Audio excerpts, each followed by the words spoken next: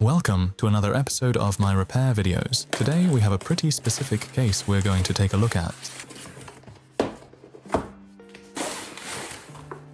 In this episode, we're going to install an ExpressLRS receiver into a brand new iFlight Evoque F5 V3 quad.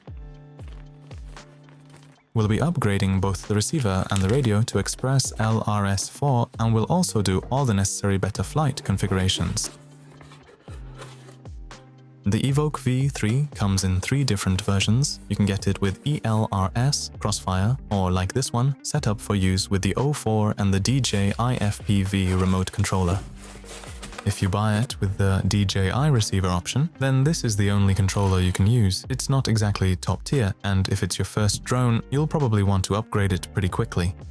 The guy I'm helping has already picked up a Radiomaster TX16S, and he's also bought a receiver directly from iFlight.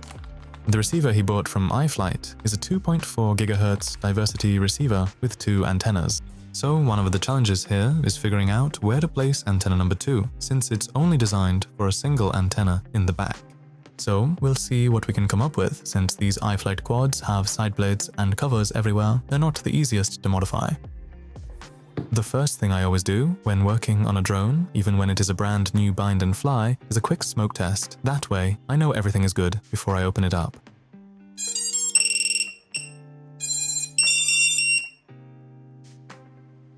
There's not much room to spare inside these frames. They're packed tight with lead strips, wires going in every direction, and the O4 unit is mounted to the top plate. I quickly realize if I'm going to make any changes here, I'll probably have to take apart half the drone. The receiver from iFlight isn't exactly a small one either, it's pretty large, and I'm guessing that's because it's a true diversity receiver, kind of like the Radiomaster XR4. Starting with the easy part, the first antenna already has a dedicated spot. There's a hole in the GPS mount at the back where the antenna fits perfectly. To work in a sensible way, I need to unscrew the O3 Air Unit from the top plate. Bind and fly drones are great until you actually need to work on them, in my opinion. I tried to find pictures online to see where others have mounted antenna number 2 on the Evoque 5, but no luck. For example, on an Apex 5, I usually mount it vertically in the front, since you ideally want one horizontal and one vertical antenna. But with the side plates on this one, that's not really possible.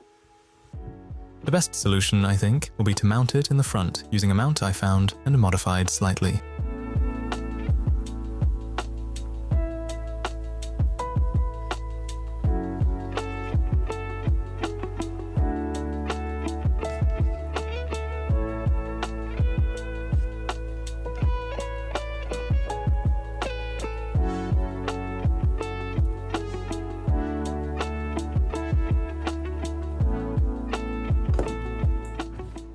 I think it'll work well. It'll also act as a front bumper and give a bit of extra protection to the front.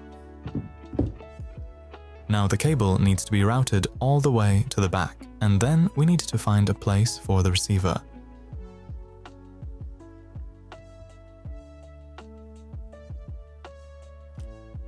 There is actually a designated spot for the receiver on this frame, but to get to it, I'll have to disassemble a bit more. The side plates need to come off, and the XT60 connector has to be loosened.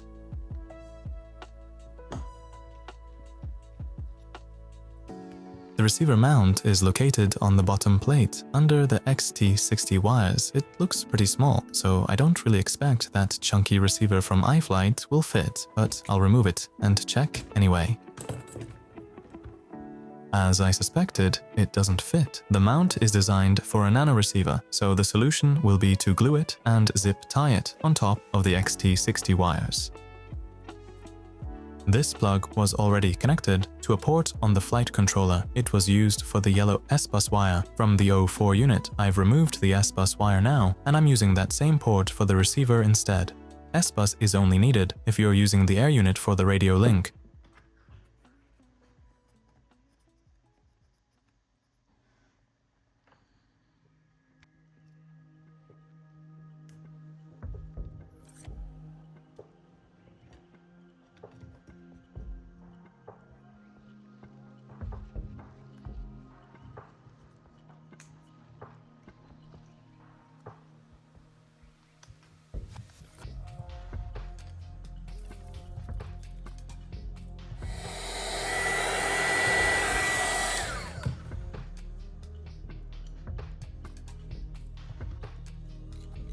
To mount the receiver, I zip tie it to the XT60 lead.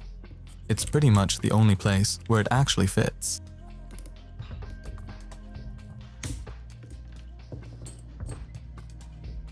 The receiver is connected to UART2 on this iFlight Borg mini flight controller. Space is extremely tight in there, so I actually had to disconnect both the GPS and the buzzer just to get access to the port. Now all that's left is getting the side plates back on without pinching any wires. After that, we'll make the necessary changes in Betaflight to get the receiver working properly.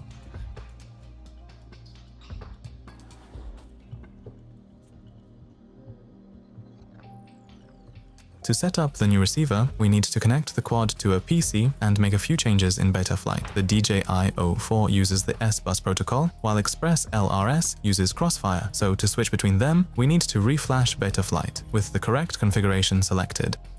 But before I flash anything, I make a note of the features that are enabled and which version of Betaflight is currently installed. I'm not planning to change his setup, just configure the receiver.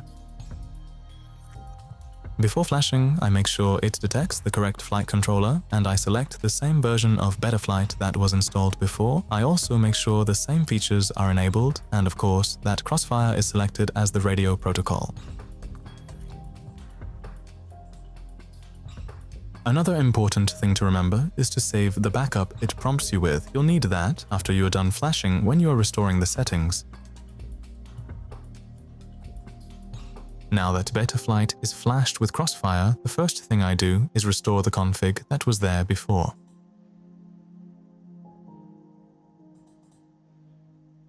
Then we go to the receiver tab and switch from SBUS to Crossfire.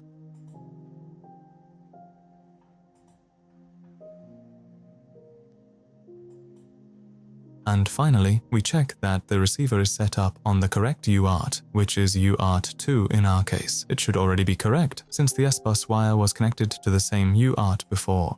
The last thing I do is apply the RC link preset for the packet rate I plan to run, which is 250 Hz in this case.